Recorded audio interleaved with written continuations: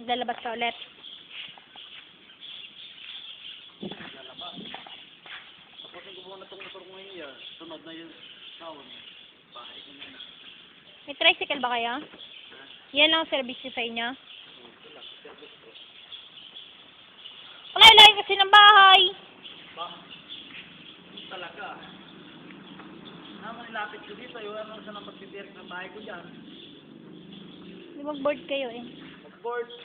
Eh, may kulang pa sa sweldo ko pong buboard ako. Ano yung board? So na ako nag-board. Ilang taon na ako nag-board dito ah. Nakapag-board ka na rin ba dito? Try mo na. Oo ah. Ay, dito ako nag-board dito.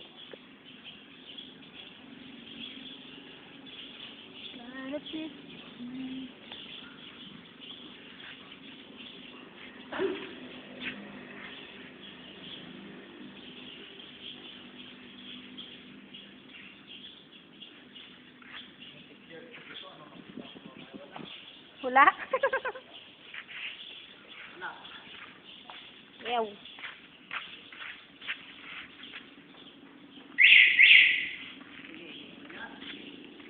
Ganyan ka ba, Kuya Roger?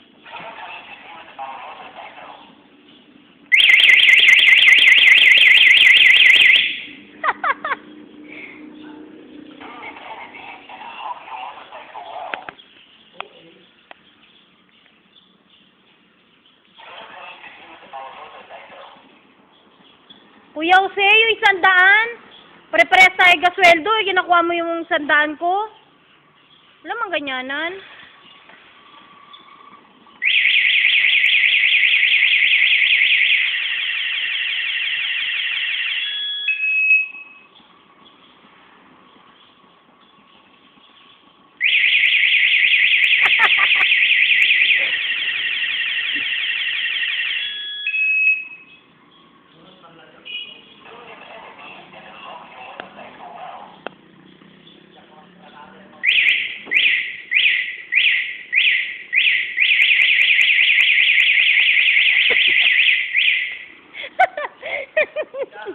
Natatawa ka kay Kuya Roger. Para kayo, iwan ko na rin motor ko dito. Ayoko maputikan eh. Ha? Bakit? Bakit nga? Yaba. Ayan na isang ano dyan, no? Lakas ng ulan. Nakita ko yung, ano, dalawang, yung mag-asawa tayo na bad na matanda. Yung nakita ko kasi, may plastic pa pati yung bangko. Tapos, may plastic din pati yung for registration. Sabi ko, bago siguro to, Rusi. Pagtingin ko, yung tinakbo niya, 25 pa lang. As in, 25 pa bago labas. Tapos, magkano ang monthly nila? 1.9? Oo. Ang ganda ng ibang Rusi ngayon, no? Yung bagong labas. Mukhang pating. No? Yung parang may hasang sa gilid.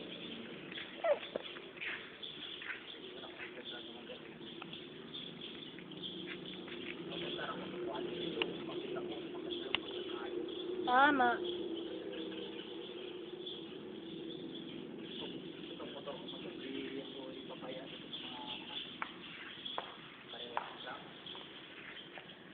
Yung may nagpagawa nga doon, kasamahan ko niya, nagpapagawa din sa motor. Rusi, pina-undernet niya, pinapalitan niya pa. Ito yung clutch, pinalagay niya dito sa gilid.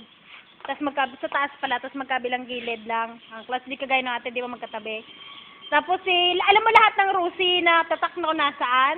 Sa loob na, nasa U-box niya lahat. Tinago niya, tapos yung sa ganito niya, di ba yan, may tatak niya na ganyan? Tinakpan niya. Ayan, pahalatang Rusi. Pero hindi mo mahalatang Rusi yung motor niya.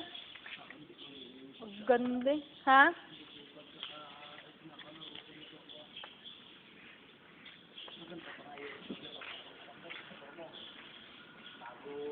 Ilaban mo ng karera, pag naiiwan ang motor nila, ay, lang sila.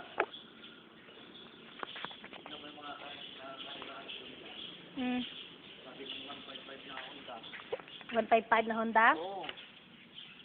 Sabi mo, kalahin mo mga iskarag yung karera na